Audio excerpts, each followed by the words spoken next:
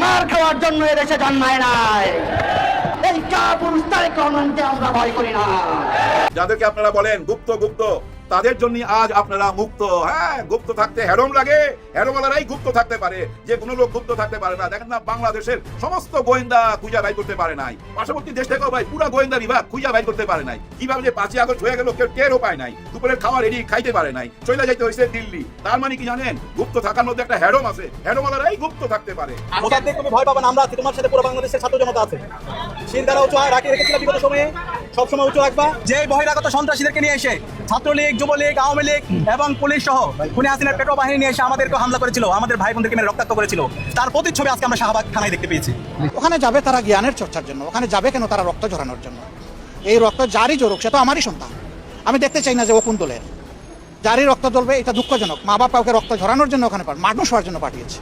আসসালামু আলাইকুম দর্শক, নতুন একটা নিউজে সবাইকে স্বাগতম। ভিডিওর শুরুতেই খুবই গুরুত্বপূর্ণ কয়েকটা ভিডিওর অংশ বিশেষ আপনারা দেখতে পেরেছেন। আশা করি সেই ভিডিওর অংশ বিশেষগুলো দেখেই বুঝতে পেরেছেন যে আজকের ভিডিওটি আসলে কতটুকু গুরুত্বপূর্ণ এবং আকর্ষণীয় হতে চলেছে। তো সবাইকে বলবো একটু ধৈর্য সহকারে আজকের ভিডিওটি আপনাদেরকে দেখতে হবে এবং প্রত্যেকটি বিশ্লেষকের বিশ্লেষণগুলো একটু মনোযোগ সহকারে আপনাদের শুনতে হবে। তাহলেই কেবল আজকের এই ভিডিওর যাবতীয় বিষয়বস্তু আপনারা ঠিকঠাক মতো জানতে পারবেন বা বুঝতে পারবেন। তো চলুন আমি কথা বাড়াবো না, সরাসরি মূল নিউজে চলে যাব। তো যাবার আগে সবাইকে বলবো, যারা এখন পর্যন্ত আমাদের এই চ্যানেলটি সাবস্ক্রাইব করেনি, প্রতিনিয়ত এ ধরনের গরম গরম খবরগুলো পেতে আমাদের এই চ্যানেলটি সাবস্ক্রাইব করে আমাদের সাথে থাকবেন। যারা করেছেন ধন্যবাদ। চলুন একটা লাইক দিয়ে বিস্তারিত সবগুলো ভিডিওর আলোচনাগুলো শুনে আসি। সংসদের ঠান্ডার মধ্যে বৈশা সরকারি দল আর বিরোধী দল একে অপরের পিঠ চুলকাইতেছে। হ্যাঁ, পিঠ চুলকাইতেছে। বিরোধী দল সরকারের প্রশংসা করতেছে, আবার সরকারি দল বিরোধী দলের নেতার প্রশংসা করতেছে। ডাক্তার শফিকুর রহমান স্যার নাকি একটা ইতিহাস রচনা করছে, ভদ্র, মার্জিত, সব অ্যাঙ্গেলেই উনি A1, এরকম প্রশংসায় ভাষায় দিছে। দুই পক্ষ মিলামিশা আগামী দিনগুলা কি করা যায় এটা নিয়ে চিন্তা ভাবনায় বৈশা গেছে। জুলাই সনদ, গণভোট, এসব আলাপ থেমে গেছে। আলাপ চলে আসছে গুপ্ত। গুপ্ত, হ্যাঁ ভাই, অনেক প্রবলেম দেশে। দেখেন, একজন কৃষককে দেখলাম তেল নিতে গেছিল, বেচারা রৌদ্রের তাপে ওইখানেই শেষ হয়ে গেছে। এরকম আরো অনেক মৃত্যুর খবর শুনছি। এর মধ্যে দেখলাম একজন মহিলা কর্মকর্তা, সরকারি কর্মকর্তা, একজন পুরুষকে থাপড়াইতেছে। কি করবে, ওনারও মাথা গরম হয়ে গেছে রোদের তাপে। এই যে একটা দূর অবস্থার চারিদিকে, কিন্তু সংসদে ওনারা কি বলে, তেলের কোনো অভাব নাই, জ্বালানির অভাব নাই এবং কারেন্টেরও অভাব নাই। কারেন্টের অভাব থাকলেও গ্রামগঞ্জে আছে। এখন থেকে নাকি শহরেও দেওয়ার চেষ্টা করবে। কোন শহরে দিবেন? আমার শহরে দিতে পারবেন? দিয়া দেখান তো। পারবেন না। আমার এখানে কারেন্ট যায় না ভাই, যাবেও না, আমার মনে হয় যাবে না। কারণ কি জানেন, আমি মাননীয় প্রধানমন্ত্রীর এলাকার বসবাস করি। হ্যাঁ, মাননীয় প্রধানমন্ত্রীর মহল্লার লোক আমি। আমার এখানে কারেন্ট যাইতে আমি দেখি নাই। এই যে কারেন্ট নিয়ে এত চারিদিকে আলোচনা, আমার এখানে আজ পর্যন্ত মানে গত 1-1.5-2 মাসের মধ্যে আমি 1 মিনিটের জন্য কারেন্ট যাইতে দেখি নাই। আগামীতে যাবে কিনা জানি না, মনে হয় যাবে না। এই বৈষম্য কেন? কারণ কি? গ্রামে 17-18 ঘন্টা কারেন্ট থাকে না, আর এখানে 1 মিনিটের জন্য কারেন্ট যায় না। এই বৈষম্য কেন? এ কোন বাংলাদেশ? এই বাংলাদেশ চাই না ভাই। হ্যাঁ ভাই, এই বাংলাদেশ চাই না। যতক্ষণ পর্যন্ত গুলশান, ধানমন্ডি, বনানী এলাকার কারেন্ট না যাবে, ততক্ষণ পর্যন্ত ভাই কারেন্টের মর্ম কেউ বুঝবে না। গরিবের উপর দিয়ে কি যাইতেছে না যাইতেছে এগুলো কিচ্ছু যায় আসে না। তাদের উপরে যখন পড়বে তখন দেখবেন এটা খুব সিরিয়াসলি নিবে। এই সংসদের নেতারা খুব সিরিয়াসলি আলোচনা করবে। এখন তো বলে না, কারেন্টের কোনো প্রবলেম নাই, তেলের কোনো প্রবলেম নাই, কিন্তু বাস্তবে আমরা যেটা দেখতেছি ওইটার সাথে কি মিলে না। কিন্তু এইসব আলোচনা ধামা চাপা দেবার জন্যই কি এই গুপ্তকে সামনে নিয়ে আসছে। কেন গুপ্ত বলেন? গুপ্তচর বলতো না, মানে যারা গোয়েন্দা তাদেরকে গুপ্তচর বলা হয়। এটা একটা সম্মানের ব্যাপার। আর গুপ্ত বললে আমি জানি না শিবির কেন খেপতেছে। খেপা তো উচিত না, একদম চুপ থাকা উচিত ছিল, কোনো রিয়াকশন দেওয়াই ঠিক হয় নাই। ভাই ব্রাদার, গুপ্ত কেন হইতে হয়? যেমন আমাদের স্বাধীনতার যুদ্ধের সময় যারা মুক্তি বাহিনী ছিল, যারা গেরিলা যুদ্ধ করতো, তারা তো গুপ্ত থেকেই গেরিলা যুদ্ধ করতো, তাই না? গুপ্ত থাকার মানে কি? গোপন হয়ে যাওয়া, চোখের আড়াল হয়ে যাওয়া। হ্যাঁ, শত্রুর চোখের আড়াল হয়ে যাওয়া মানে গুপ্ত থাকা। দেখেন, গত সরকারের আমলে শিবিরের কাউরে পাইলি তো ভাই ধরে নিয়ে যেত, তাই না? এটা আপনারা দেখছেন। জামাতের এবং বিএনপি থেকে যারা ইন্ডিয়ার বিরুদ্ধে কথা বলতো, ভারতের বিরুদ্ধে যারা কথা বলতো, তাদেরকেও তো উঠায় নিয়ে যাইতো। যেমন ইলিয়াস আলী, উনি ভারতের বিরুদ্ধে কথা বলছিল। উনি বলছিল এই যে ট্রানজিট দেওয়া হইলো, এই ট্রানজিট দিয়া যখন মালামাল যাবে ভারতে, তখন যে এর ভিতর দিয়া গোলা বারুদ যাবে না, কি গ্যারান্টি আছে? এরকম অনেক প্রশ্ন উনি সামনে তুলে আনছিল। তার 2 দিন পরই তো ওনাকে গুম করা হইলো। কি ভয়াবহ একটা ব্যাপার, যার জন্য অনেকে গুপ্ত হয়ে গেছিল। এটা সত্য। এই যে গুপ্ত বলে না, যেমন আমাদের মাননীয় প্রধানমন্ত্রী বলছে না গুপ্ত, সত্যি কথা বলছে, চরম সত্যি কথা তো এটা। গুপ্ত না হলে তো মাইরা ফেলাইতো। একদিনের ঘটনা বলি, আজ থেকে 7-8 বছর আগের ঘটনা। আমার ছেলেটা আবার 5 ওয়াক্ত নামাজ পড়ে, দাড়ি রাখছে, বুঝছেন। হঠাৎ একদিন দেখি বাসায় ঢুকতেছে, তার দাড়ি নাই। আমার মেয়েরা হাসতেছে, আমিও মনে মনে হাসতেছি, এ কি করলো, দাড়ি ফালাই দিল কেন? আমি বললাম কি হইলো, কারণ কি? দাড়িটা তো ভালোই লাগতেছিল। কাপু জানো না, এই চেকপোস্টে আমাকে প্রায় 20 মিনিট আটকায় রাখছে। কাঁধের মধ্যে ব্যাগ ছিল, সমস্ত কিছু চেক করছে। ছাত্র শিবির সন্দেহ করছে, তাকে জিজ্ঞেস করছে শিবিরের সাথে কোনো সম্পর্ক আছে কিনা। অনেক রকম প্রশ্ন করার পর যখন শুনছে যে সিনেমার ডাইরেক্টরের ছেলে, তখন ওদের মাথার মধ্যে ঢুকছে, ও সিনেমার ডাইরেক্টরের ছেলে, তাহলে তো ও হিরো হইতে চাবে, ও কেন শিবির হইতে চাইবে। ছাইরা দিছে। ও বাসায় আসার আগে সেলুনে চলে গেছে, যে পুরা দাড়ি কামায়া ফেলাইছে। বাসার মধ্যে কিছু ইসলামিক বই ছিল তার, এগুলা সরাইয়া ফেলাইছে।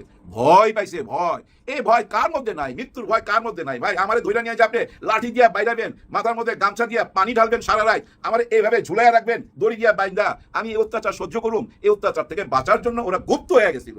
আর গুপ্ত হওয়াতে কি হয়েছিল? গুপ্ত হওয়াতেই কিন্তু 5ই আগস্টে সবাই মুক্ত হইতে পারছেন, কেউ মুক্ত হইতে পারতেন না। এই গুপ্ত বাহিনী ছাত্রলীগের সাথে মিলামিশা গেছিল। অনেকের ব্যাকগ্রাউন্ড পাবেন ছাত্রলীগ, এর জন্যই কিন্তু গুপ্ত বলা হচ্ছে যে ওরা ছাত্রলীগ ছিল, 5ই আগস্টের পর ওরা এখন ছাত্র শিবির হয়ে গেছে। ভাই হবে না কেন? গোপন থাকতে হবে, জীবনের মায়া আছে না? কে চায় নিজের জীবন দিতে? চাচা আপনা জান বাঁচা বলে না, চাচা আপনা জান বাঁচা, জান তো বাঁচাইতে হবে। আর ওই জান বাঁচাই তো তারা আন্দোলন চালায় গেছে। ভাই ব্রাদার, এই যে জামাত ইসলাম, এদের জন্মের পর থেকে এই পর্যন্ত 4 থেকে 5 বার নিষিদ্ধ হয়েছে। শেখ হাসিনা যাওয়ার 3-4 দিন আগেও নিষিদ্ধ কইরা গেছে। আর শিবিরের প্রতি কি ব্যবহার করতো আগের সরকার, এটা তো আপনারা জানেন। তারা গুপ্ত হয়েছিল ওই জন্য। এটা একটা সম্মানের ব্যাপার, এটা বললে কেন খেপবেন? কেন আপনারা বলেন না আমি কে তুমি কে, গুপ্ত গুপ্ত, এটা বলেন না কেন? যেভাবে শেখ হাসিনা রাজাকারের নাতিপুতি বলছিল, তখন আপনারা বলছিলেন না আমি কে তুমি কে, রাজাকার রাজাকার। ঠিক তেমনি করে বলেন আমি কে তুমি কে, গুপ্ত গুপ্ত। গুপ্ত একটা সম্মানের ব্যাপার। এখন দেখেন এই গুপ্ত নিয়ে এমন জায়গায় পৌঁছে গেছে, 2টা দল কিন্তু, হ্যাঁ ভাই 2টা দল এই সোশ্যাল মিডিয়ার মধ্যে ঝড় তুলে দিছে। এই এরে আঘাত করতেছে, এই এরে আঘাত করতেছে। আঘাতের পর্যায়ে এমন জায়গায় চলে গেছে যেটাকে নোংরামিও বলতে পারেন। হ্যাঁ, নোংরামিও বলতে পারেন। অনেক কিছু নোংরামি হচ্ছে যেটা মেনে নেওয়া যায় না। কিন্তু আমার যে বয়স, ওই বয়স থেকে যেটা আমি ভাবতেছি যে এটা মেনে নেওয়া যায় না, কিন্তু পোলাপান্ত ভাই অন্যরকম। দেখেন না, ওই যে মিলন সাহেব, শিক্ষামন্ত্রী মিলন সাহেব, কি জানি একটা কথা বলছিল, ওইটা নিয়ে কিভাবে ভাইরাল হয়েছে। লেখাপড়া করতে হবে, নকল করা চলবে না, আমি বলতে পারলাম না। এই কথাগুলাই ছাত্ররা বইলা সোশ্যাল মিডিয়া ভইরা ফেলাইছে, ট্রল করতেছে, হাসি তামাশা করতেছে। কেন করতেছে? এটা ছাত্রদের দোষ না ভাই। এই যে আমাদের মিডিয়া আছে না, একটা ভিউ ব্যবসা। মিডিয়া যায় ওদেরকে এমন একটা প্রশ্ন করে যে প্রশ্নের উত্তরটাই ওরকম হয়, প্রশ্নটাকে কেটে ফেলে, উত্তরটা আপনাদের সামনে দেখায় ওইটাকে ভাইরাল করে। কি করবেন বলেন? ছাত্ররা তো আর ওই চ্যানেলগুলোর ভিতরে যায় ইন্টারভিউ দিয়ে আসে নাই, ওরাই আসছে ছাত্রদের কাছে। ওরা চায় এমন প্রশ্ন করে যেন ছাত্ররা উল্টাপাল্টা জবাব দেয়। বুঝছেন ব্যাপারটা? ধরেন আমি একজন সাংবাদিক, আমি একজন ছাত্রকে জিজ্ঞেস করতেছি, এই শিক্ষামন্ত্রী তো বলছে যদি তোমরা নকল করো কান ধরে বের করে দিবে। এই যে আমি বললাম কান ধরে বের করে দিবে, এটা কিন্তু আমি যুক্ত করলাম ওকে খেপাইবার জন্য। ও এখন খেপা গিয়া মনে মনে খেপা যায়, তো আমার কান ধরবে, আমার বাবি তো আমার কান ধরে না, ওই শিক্ষামন্ত্রী কেন আমার কান ধরবে? যার জন্য ওরকম উল্টাপাল্টা উত্তর দেয়। আর সেগুলাই ভিউ ব্যবসা হচ্ছে, এইভাবেই পচানো হচ্ছে। কিছু করার নাই, যুগটাই তো অন্যরকম। যার জন্য গুপ্ত নিয়ে এত কথাবার্তা। ওরা গুপ্ত থাকার কারণেই তো সবাই মুক্ত হইতে পারছেন। সবাই আজকে আমরা যারা আছি, যারা বড় বড় কথা বলতেছি, যারা এই নির্বাচন করে সংসদে চলে গেছি, এই যে 300 এমপি আছে, মন্ত্রী আছে, সবাই মুক্ত হয়েছেন কি কারণে, কিভাবে? এই 5ই আগস্টে এই গুপ্তরাই আপনাদেরকে মুক্ত করছে। এটা মাথায় রাখতে হবে। আর প্রথম দিকে যে একটু ইঙ্গিত দিলাম, ঠান্ডার মধ্যে বৈশা ওনারা কিন্তু মিল মহব্বতের মধ্যে আছে, একজন আরেকজনের পিঠ চুলকাইতেছে, মজায় সময় কাটাইতেছে। আর আপনারা এই রোদ্রের মধ্যে, তাপটা কি রে ভাই, ওর মধ্যে নিজেরা মারামারি করতেছেন। ওনারা এসিতে, আপনারা রোদ্রের মধ্যে। ব্যাপারটা বুঝার চেষ্টা করেন। আসলে হয়েছে কি ভাই, চরম সত্যি কথাটা বইলা বিদায় নিতেছি। দেখেন, যে সরকারই আসে সে কিন্তু তার লোকজন সব জায়গায় সেট করে। এই যে 18 মাসের জন্য যে সরকার আসছিল, তারা একই কাজ করছে। এর আগে যারা ছিল তারা একই কাজ করছে, এর আগে যারা ছিল তারাও একই কাজ করছে, এখনো একই কাজ করতেছে। কিন্তু সব জায়গায় লোকজন দেওয়ার পরও একটা জায়গা খালি, সেটা সবচেয়ে ভয়াবহ জায়গা। ওইখান থেকেই আন্দোলনের জন্ম হয়, ওইখান থেকেই তো বলে তুমি কে আমি কে, রাজাকার রাজাকার। ওই জায়গাটা দখল করতে হবে। ওই জায়গাটা এখনো ছাত্র শিবির বলেন বা জামাত বলেন, অথবা যারা জুলাই বিপ্লবের সাথে জড়িত ছিল, আমি বলতে চাচ্ছি আমাদের শিক্ষাঙ্গনের কথা। এই শিক্ষাঙ্গনগুলা কিন্তু ওনাদের হাতে নাই। এই শিক্ষাঙ্গনগুলা কিন্তু চলে গেছে শিবিরের হাতে। ডাকসু নির্বাচন থেকে শুরু হয়েছে, তারপরে 5টা বিশ্ববিদ্যালয় ওনাদের হাতে চলে গেছে। এই জায়গাটাই ভয়। যদি কোনো আন্দোলনের ডাক দেয়, তাহলে তো প্রথম আন্দোলনটা কই থেকে শুরু হয়? ওই বিশ্ববিদ্যালয় থেকে। ওই ছাত্ররাই প্রথম শুরু করে। হ্যাঁ ভাই, অতীতের দিকে তাকান, যত আন্দোলন হয়েছে, আপনি ভাষা আন্দোলন থেকে নিয়ে এই 5ই আগস্টের আন্দোলন পর্যন্ত, এবং এরশাদ আমলও ওই ছাত্ররাই আন্দোলন করছে। তারাই শুরু করলে দেশের মজলুম মানুষরা তাদের পিছনে দাঁড়ায়া যায়। এই জায়গাটায় ভয়, এই ভয়ের কারণেই ওই জায়গাটা দখল করতে হবে। আগামীতে আরো এটা বাড়বে, কিন্তু দেখবেন এই দুই দলের মানে ছাত্র দল ভার্সেস এই ছাত্র শিবির, এদের গন্ডগোল আরো বাড়বে এবং হতাহতও হইতে পারে। কোনো গ্যারান্টি নাই ভাই, কোনো গ্যারান্টি নাই। কারণ কি জানেন, এরকম এরকম জিনিসপত্র নিয়ে রাস্তায় নেমে গেছে, অথচ গ্রেপ্তার হয়েছে, গ্রেপ্তার হয় নাই। গ্রেপ্তার যেহেতু হয় নাই, গ্যারান্টি দিয়ে বলতে পারি এটা বাড়তে থাকবে। হ্যাঁ, বাড়তে থাকবে, কেউ থামাইতে পারবেন না। কারণ এখন দখল নিতে হবে, সমস্ত বিশ্ববিদ্যালয় দখল নিতে হবে, পাহারায় রাখতে হবে, কোনো আন্দোলন যেন ওইখান থেকে না হইতে পারে ওইটা ঠেকাইতে হবে। এটা মাথায় রাখেন। রাজনীতিবিদরা মনে করে কি জানেন, সেই 30 দশক 60 দশকের জনগণ এখনো আছে।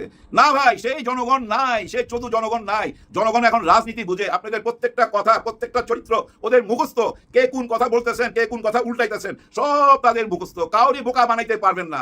মানুষ শুধু অপেক্ষায় আছে। হ্যাঁ ভাই, অপেক্ষায় আছে। কতদিন অপেক্ষা করবে? আমার মনে হয় 180 দিন অপেক্ষা করবে। 180 দিনের একটা সময়সীমা আছে।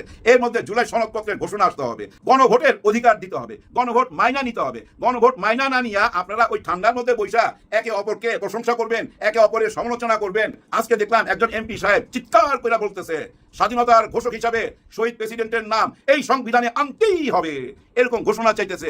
অর্থাৎ এই সংসদ চলাকালীনই শহীদ জিয়া রহমান প্রেসিডেন্টকে স্বাধীনতার ঘোষক হিসাবে ঘোষণা দিতে হবে। অথচ এই সংবিধানের মধ্যে আছে শেখ মুজিবুর রহমান, বঙ্গবন্ধু শেখ মুজিবুর রহমান এই দেশের স্বাধীনতার ঘোষক।